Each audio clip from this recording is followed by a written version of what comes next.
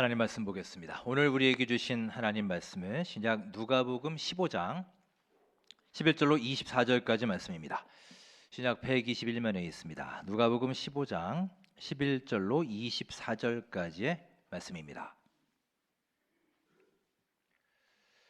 15장 11절로 24절 우리 한 목소리로 합독하시겠습니다. 또 이르시되 어떤 사람에게 두 아들이 있는데 그 둘째가 아버지에게 말하되 아버지여 재산 중에서 내게 돌아올 분깃을 내게 주소서 하는지라. 아버지가 그 살림을 각각 나누어 주었더니 그 후 며칠이 안 되어 둘째 아들이 재물을 다 모아가지고 먼 나라에 가 거기서 허랑방탕하여 그 재산을 낭비하더니 다 없앤 후 그 나라에 크게 흉년이 들어 그가 비로소 궁핍한지라. 가서 그 나라 백성 중 한 사람에게 붙여 사니 그가 그를 들러 보내어 돼지를 치게 하였는데 그가 돼지 먹는 쥐염 열매로 배를 채우고자 하되 주는 자가 없는지라. 이에 스스로 돌이켜 이르되 내 아버지에게는 양식이 풍족한 품꾼이 얼마나 많은가. 나는 여기서 주려 죽는구나. 내가 일어나 아버지께 가서 이르기를 아버지 내가 하늘과 아버지께 죄를 지었사오니 지금부터는 아버지의 아들이라 일컬음을 감당하지 못하겠나이다. 나를 품꾼의 하나로 보소서 하리라 하고 이에 일어나서 아버지께로 돌아가니라. 아직도 거리가 먼데 아버지가 그를 보고 측은히 여겨 달려가 목을 안고 입을 맞추니 아들이 이르되 아버지 내가 하늘과 아버지께 죄를 지었사오니 지금부터는 아버지의 아들이라 일컬음을 감당하지 못하겠나이다 하나 아버지는 종들에게 이르되 제일 좋은 옷을 내어다가 입히고 손에 가락지를 끼우고 발에 신을 신기라. 그리고 살진 송아지를 끌어다가 잡으라. 우리가 먹고 즐기자. 이 내 아들은 죽었다가 다시 살아났으며 내가 잃었다가 다시 얻었노라 하니 그들이 즐거워하더라. 아멘. 하나님의 말씀입니다. 자, 여러분 반갑습니다. 우리 설날 명절 연휴 즐겁게 보내셨나요? 어느덧 별로 안 즐겁게 보내셨나요, 여러분? 입춘이 지나고 이제 내일이 우수입니다. 완연한 봄 날씨가 되었습니다. 지난 주간에는 아주 포근한 날씨가 이어졌습니다. 만물이 소생하는 이 봄에 우리 모두의 신앙도 생기와 생명력을 다시 회복하는 귀한 계기가 될 수 있기를 소망합니다. 자, 오늘도 예배하는 우리 모두에게 주님의 크신 은혜와 사랑이 임하시기를 바라며 함께 인사 나누겠습니다. 반갑습니다. 잘 오셨습니다. 은혜 충만, 기쁨 충만, 감사 충만한 삶 되시기 바랍니다. 여러분 반갑습니다. 오늘은 새로운 절기 사순절의 첫 주일입니다. 지난 수요일에 시작이 되어서요. 오늘 3월 30일까지 주일을 제외한 40일간 예수님의 십자가의 고난과 하나님의 크신 사랑을 묵상하고 감사하는 절기입니다. 그래서 앞에 십자가 등 또 강대상의 스톨 다 이제 보라색으로 바뀌었습니다. 오늘은 그 첫 주일을 맞아서 우리의 아버지 되시는 하나님의 마음을 함께 묵상하며 나누겠습니다. 제가 미국에서 맥도널드에 갔는데요. 이제 처음에는 제가 이제 저도 미국을 모르니까 교회 청년들하고 이렇게 목회자들하고 같이 갔습니다. 그분들이 이제 미국 생활을 오래 해서 안내도 해주고 또 주문하는 것도 도와주고 했는데요. 뭐 언제까지 그럴 수는 없잖아요. 그래서 한 일주일쯤 지난 후에 이제 처음으로 저 혼자서 맥도날드를 갔을 때 일입니다. 지금은 우리나라에도 이제 드라이브 스루가 많이 있죠. 드라이브 스루 뭔지 아시죠? 우리 또 어르신들은 혹시 모르시는 분 계실지 모르니까 사진 하나 좀 보여주시죠. 저렇게 차에 탄 상태로 주문하고 계산도 하고 이제 이렇게 하는 겁니다. 그 미국에 가서 느낀 거는 참 우리나라에 비해서 많이 사람들이 게으른 것 같아요. 저 차에서 내리는 거 되게 싫어합니다. 저 맥도날드뿐만이 아니라 은행도 차에서 저렇게 하고요. 뭐 우체국도 그렇고 심지어 세탁소 같은 데도 그냥 어지간한 건 차에서 다 주고받아요. 하여간 지금은 우리나라에도 이제 저렇게 드라이브 스루가 대중화되었는데 그 당시만 해도 저는 우리나라에서는 이 드라이브 스루를 본 적이 없었어요. 그래서 이제 미국에 가서 처음 경험했습니다. 처음에 차를 딱 이제 주차를 하면 그 기계에서 목소리가 나오죠. 뭘 주문하시겠어요? 이렇게 목소리가 나오면 이제 주문을 합니다. 그랬더니 거기서 이래요. 주문이 접수되었다 얘기를 하고 저보고 first window로 오래요. 그러니까 첫 번째 창구로 오라고 얘기를 합니다. 거기서 이제 계산을 하고 받아가라는 거죠. 근데 그 맥도날드 매장이 굉장히 큰 매장이었어요. 큰 건물이었습니다. 그래서 보통은 창구가 2개인데 거기는 3개더라고요. 자, 그럼 여기서 여러분께 문제 내겠습니다. 그 다음 그림 한번 보여주시죠. 제가 그냥 대충 그린 거예요. 저희 아래에서 이제 주문을 했어요. 그래서 화살표들을 쭉 이제 차가 갑니다. 자, 직원이 첫 번째 창구로 오라고 했어요. 그럼 저 A, B, C 중에 여러분은 어디에 차를 대시겠습니까? 예, A가 맞네요. 그죠? 혹시 A 아니신 분 계세요? 네. B는 없으실 거고, 그죠? 네. 혹시 C가 계신 분 계시면 그분은 미국에서 잘 사실 것 같아요. 저는 정말 1%의 고민도 없이 A로 갔어요. 왜냐면 저기가 첫 번째니까요. 저기에 차를 대놓고 저는 핸드폰을 보면서 이제 기다리고 있었죠. 근데 시간이 한참 지났는데 아무 반응이 없습니다. 그래서 옆에 창구를 이렇게 봤더니 사람도 없어요. 그래서 이렇게 보니까 제 뒤에 차들이 다 이렇게 가요. 그 계산 다 끝나고 햄버거 받아서요. 뭔가 이상하다 싶어서 이제 내려서 안에 들어갔죠. 왜 내가 주문한 걸 안 주냐 그랬더니 그 사람이 오히려 저에게 너 왜 그냥 지나쳐 갔어 그래요.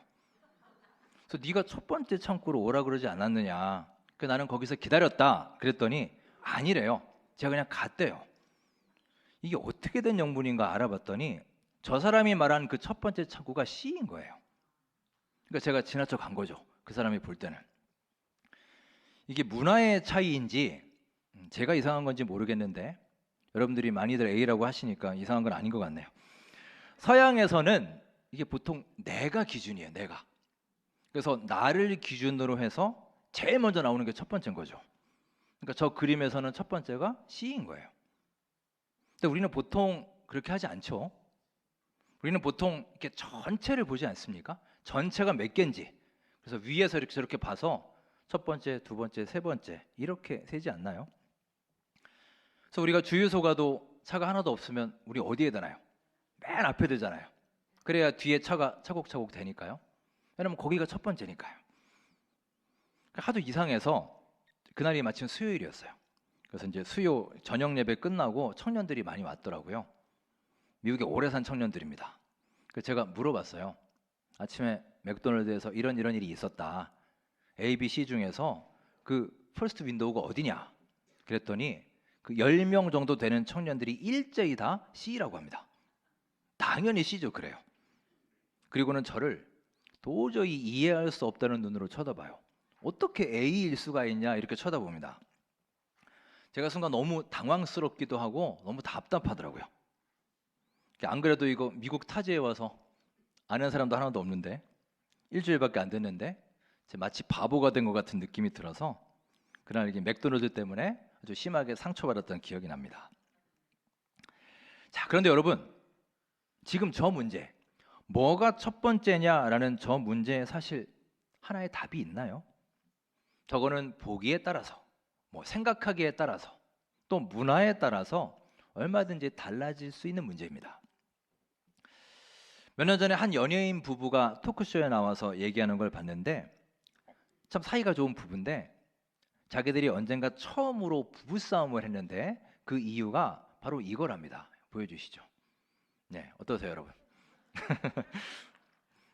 네, 두루마리 화장지를 밖으로 거느냐 안으로 거느냐 요거예요. 다 나름대로 이유는 있더라고요. 저 1번처럼 거는 분은 2번처럼 걸면 벽에 닿아서 습기가 찬대요. 2번처럼 거는 분은 또 1번처럼 걸면 뭐 고양이가 와서 문대나요? 하여튼 다 나름의 이유가 있습니다. 처음에는 화장지 얘기를 하다가 나중에는 이제 막 감정 싸움이 되고 자존심 싸움이 되는 거죠. 화장지는 온데간데 없고요. 그러니까 너는 맞고 나는 틀리다 이렇게 말할 수 없는 거예요. 물론 투표를 하니 1번이 많긴 하더군요. 당연히 싸울 필요도 없습니다. 또 하나의 얘기가 있습니다. 두 아들이 있었습니다. 형은 파란색을 좋아하고 동생은 빨간색을 좋아했어요. 그래서 어느 날 이 두 형제가 이 색깔 때문에 싸웠습니다. 참고로 저희 집 얘기는 아니에요. 원래 있는 얘기입니다. 형이 말합니다. 야, 파란색이 더 좋은 색이야. 넌 무슨 빨간색 같은 걸 좋아하니? 그러니 동생이 아니야, 무슨 말이야. 빨간색이 진짜 좋은 색이야. 서로 자기 얘기만 하면서 싸우게 되니까 결국 형이 아빠에게 쪼르르 달려왔어요. 아빠, 파란색과 빨간색 중에 아빠는 무슨 색이 더 좋아요? 여러분 같으면 뭐라고 하시겠습니까? 그냥 솔직하게 얘기하시겠어요? 큰아들을 잘 아는 아빠가 말하기를 응, 아빠는 파란색이 더 좋아 이랬습니다. 그 말을 듣고 이제 형이 기세등등해졌겠죠. 또 동생에게 쪼르르 달려가서 얘기를 합니다. 거봐, 아빠도 파란색이 좋다잖아. 그러자 동생은 또 약이 바짝 올랐겠죠. 또 아빠에게 달려가서 묻습니다. 그러자 둘째 아들도 잘 아는 아빠가 이번에는 응, 빨간색이 좋아 이랬습니다. 다음에 어떻게 됐을까요? 서로 싸우던 두 형제가 이제 마침내 동시에 아빠를 찾아왔어요. 아빠, 파란색, 빨간색 중에 무슨 색이 더 좋아요? 순간 아빠는 난감해했지만 잠시 생각한 다음에 아빠는 둘 다 좋아 이렇게 답을 했습니다. 여러분 어떠십니까? 야, 어떻게 한 입으로 파랑이 좋다고 했다가 또 금방 빨강이 좋다고 뒤집을 수가 있나? 이 아빠는 정말 진실성이라고는 찾아볼 수 없는 거짓말쟁이일까요? 아닙니다.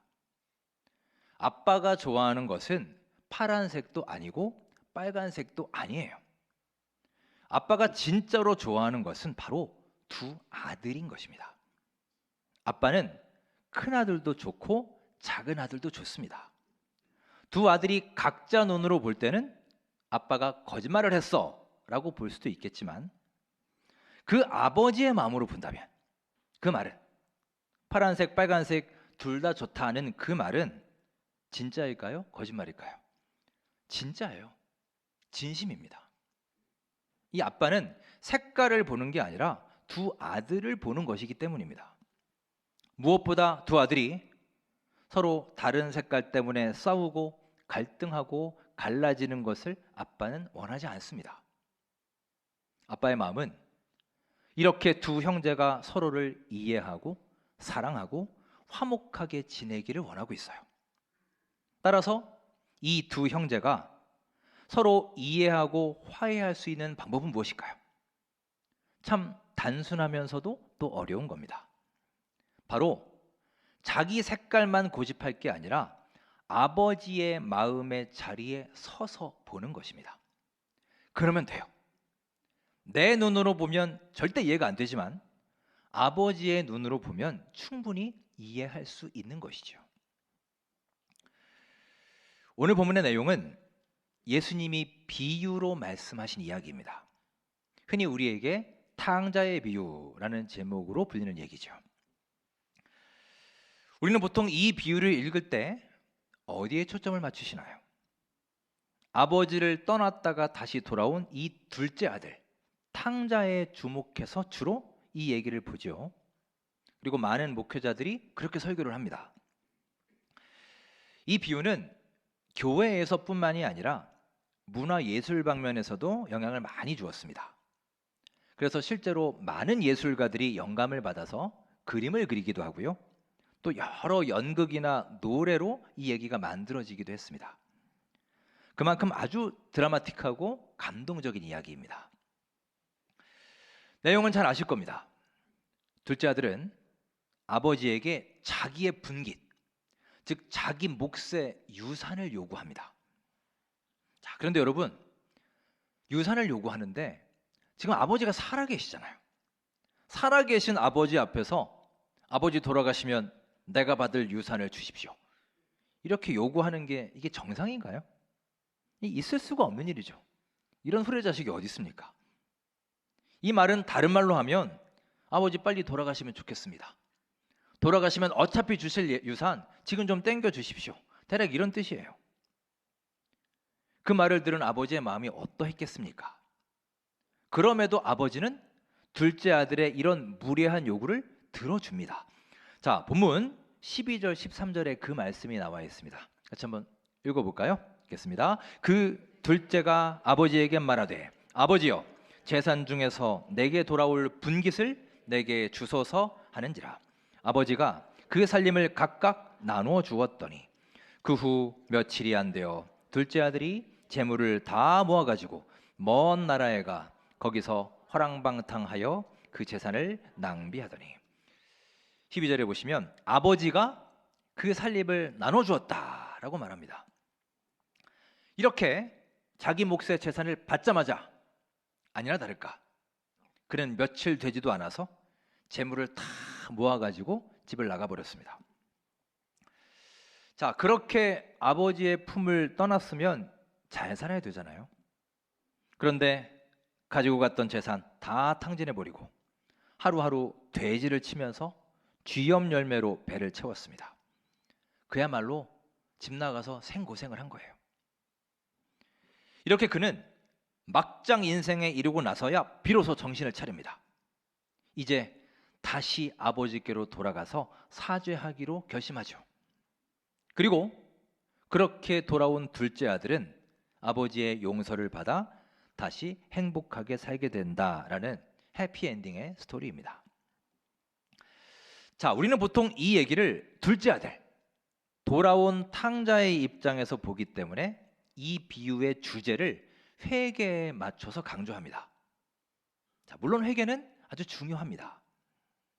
하지만 여러분, 이 비유에는 우리가 놓치기 쉬운 또 한 명의 인물이 나옵니다. 어쩌면 그는 정반대의 입장에 선 사람일 거예요. 바로 첫째 아들, 형입니다. 저는 사실 옛날부터 이 말씀을 읽을 때마다 제가 장남이라 그런지 몰라도 이 첫째 아들에게 굉장히 이입이 많이 되더라고요. 근데 우리는 보통 이 얘기할 때 첫째 아들 얘기는 거의 안 하죠. 이 큰아들은 탕자가 아닙니다. 그는 어찌 보면 정말 효자이면서 성실한 아들이에요. 아버지의 곁을 한 번도 떠난 적이 없습니다. 또 아버지 말씀을 한 번도 어긴 적이 없다고 말합니다. 참 대단한 아들, 신실한 아들 아닌가요? 자, 그러면 이 사건을 이 큰아들의 입장에서 보면 어떨까요? 자기 동생은 아버지에게 자기 몫의 유산을 달라고 무례한 요구를 하더니만 결국 자기 거 쏙 빼가서 집 밖으로 나가버렸습니다. 얼마나 얄미웠을까요? 또 그렇게 허랑방탕하게 살다가 자기 재산 몽땅 날려버린 그런 못난 동생인데 아버지는 그 동생에게 아무 벌도 내리지 않고 혼도 내지 않고 아무 대가도 없이 반갑게 맞아주시는 거예요. 그런 아버지를 보고 그 형의 마음이 어땠을까요? 못마땅하지 않았을까요? 게다가 그냥 받아주는 것만으로도 못마땅한데 아버지는 또 어떻게 하셨느냐? 자, 20절에 그 말씀이 나옵니다. 함께 읽겠습니다. 이에 일어나서 아버지께로 돌아가니라. 아직도 거리가 먼데 아버지가 그를 보고 측은히 여겨 달려가 목을 안고 입을 맞추니. 저 멀리서 둘째 아들을 보고 아버지가 막 뛰어갔다는 거예요. 가서 그를 끌어안고 입까지 맞췄다는 겁니다. 뒤에 보시면 제일 좋은 옷을 꺼내서 그에게 입혀주고 손에 가락지도 껴주고 발에는 새 신발을 신겨주었습니다. 그것도 모자라서 소까지 잡아요. 살진 송아지를 잡습니다. 아니, 소는 누가 키웠는데? 형이 키웠잖아요. 고생은 내가 다 했는데 그 소를 잡아서 그 거렁뱅이 같이 돌아온 동생을 위해서 잡아준다는 거예요. 잔치를 벌이는 겁니다. 춤추고 노래하고 난리가 났습니다. 자, 여러분이 만일 이 첫째 아들이라면 마음이 어떠시겠어요? 아무리 동생이라도 아무리 피를 나눈 형제라고 해도 이 정도 되면 막 부하가 치밀지 않겠습니까? 아니, 집 나가서 뭐 그리 대단한 일을 하고 왔다고 돈 다 날려먹고 거지꼴로 돌아온 동생을 이렇게까지 대해주는 거는 너무한 것 아닌가? 이런 생각이 들지 않을까요? 우리 같으면 탕자인 동생을 받아들일 수 있겠습니까? 자신과는 전혀 다른 삶을 살고 전혀 다른 색깔을 가진 그를 과연 이해할 수 있을까요? 아버지의 그 소중한 재산을 먹고 노느라고 다 날려버린 이 희대의 탕화를 도대체 어떻게 받아들일 수 있단 말입니까? 여러분, 따라서 오늘의 이 본문은 우리에게 단지 회개하라는 메시지만 주는 게 아니에요. 이 비유는 또한 우리에게 그동안 내가 붙잡고 있던, 내가 끝까지 고집하고 있던, 내가 늘 옳다고만 생각하고 있던 그런 내 입장과 내 고집과 내 관습, 내 전통을 내려놓는 삶을 살아라. 이 메시지를 강조하고 있는 겁니다. 여러분, 결국 이 비유는 우리 인간이 회개하는 길, 그리고 돌아오는 그 탕자를 받아들이는 길은 오직 하나, 바로 우리 아버지의 마음에 설 때에만 가능하다. 이것을 가르쳐주는 말씀이에요. 내 생각으로는 안 됩니다. 여러분, 내 기준으로는 절대 이해할 수 없어요. 둘째 아들을 보십시오. 그가 자기 입장과 자기 처지만 생각했다면 그가 아버지께로 돌아올 수 있을까요? 절대 못 돌아올 겁니다. 무슨 염치로 돌아오겠어요? 하지만 탕자는 그 막장의 상황 속에서 자기의 아버지를 생각합니다. 그가 아버지를 생각했을 때 비로소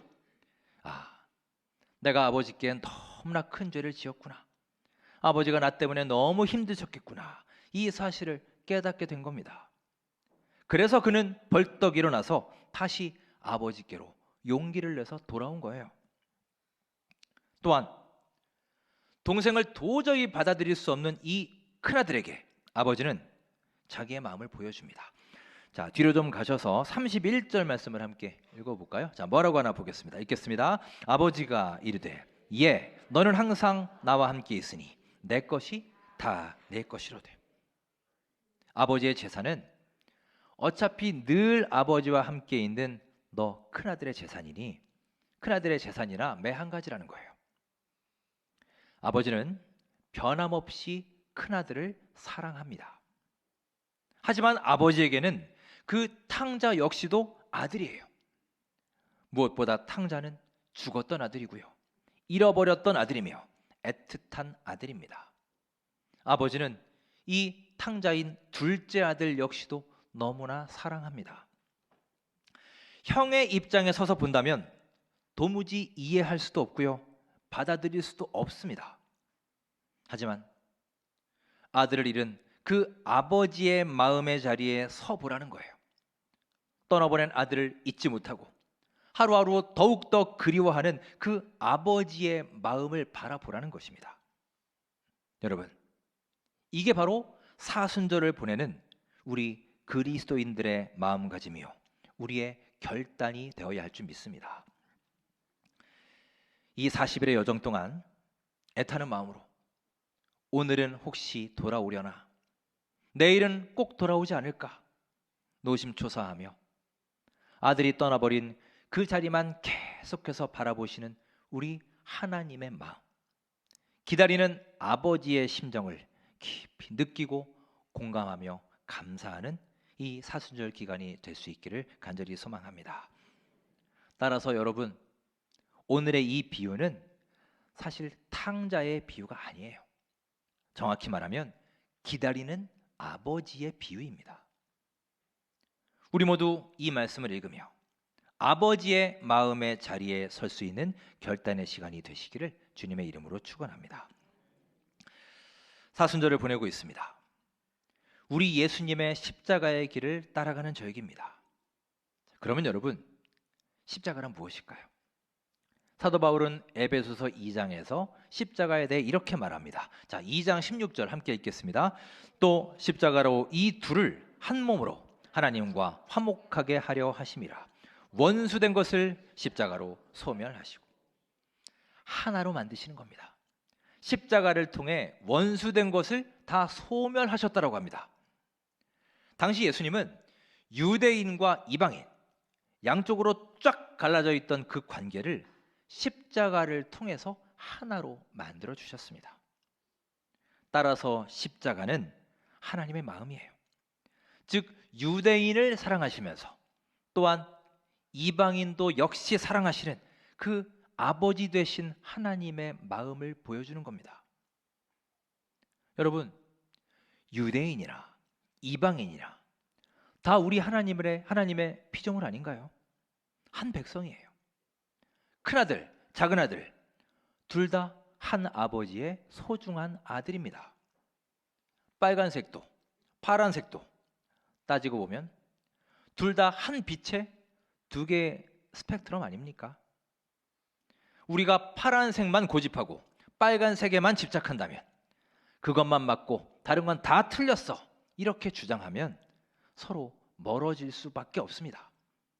원수처럼 싸우든지 아니면 아예 상종조차 하지 않든지 그렇게 지내게 되겠지요. 지난 한 주간 가장 큰 화제가 되기도 했고 또 많은 사람들에게 실망을 주었던 소식이 있습니다. 바로 축구 국가대표팀 소식입니다. 사실 지금도 우리는 정확한 팩트를 알 수는 없습니다.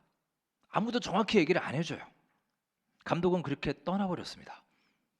매일 새로운 소식이 하나씩 이렇게 나오니 정확한 내용은 모르겠으나 확실한 것은 중요한 경기를 앞두고 원팀, 한 마음이 되어야 할 선수들이 뭔가 갈등이 있었고 그게 해소되지 않은 채 경기에 임했고 결국 그렇게 무기력한 경기력으로 나타났다는 것이죠. 그래서 사람들이 분노하는 것 아닙니까? 총선이 이제 2달도 남지 않았습니다. 이제 50여일 남았습니다. 여전히 정치권의 행보는 진보와 보수로, 파랑과 빨강으로, 우리 편, 저쪽 편, 진영의 논리로 딱 나뉘어져서 거대한 울타리를 그 사이에 치고 있습니다. 우리 편이 아니면 전부 원수로, 적으로 생각하고 매일매일 서로 공격과 비난의 화살을 퍼붓고 있습니다. 사랑하는 여러분, 갈등과 분열이 가득한 이 세상에서 우리의 아버지 되시는 하나님의 마음을 꼭 기억하며 하루하루 살아가시기를 간절히 소망합니다. 색깔이 아니라 사람을 생각할 수 있어야 됩니다. 내 의견, 내 주장이 아니라 생명과 영혼을 먼저 생각해야 됩니다. 이 사순절 기간에 한 생명, 한 영혼을 사랑하시고 구원하신 우리 하나님을 기억하시고 나의 죄를 대신 지시고 십자가 고난의 길을 걸어가신 우리 아버지 되신 하나님의 마음의 자리에 설 수 있기를 간절히 소망합니다. 부족한 우리를, 연약한 나를 오늘도 잊지 않으시고 우리가 떠나갔던 그 자리를 지금도 계속해서 바라보시며 오매불망 다시 오기만을 기다리시는 아버지 하나님, 그 하나님의 은혜를 묵상하며 감사하는 이 사순절 기간이 되시기를 주님의 이름으로 축원합니다.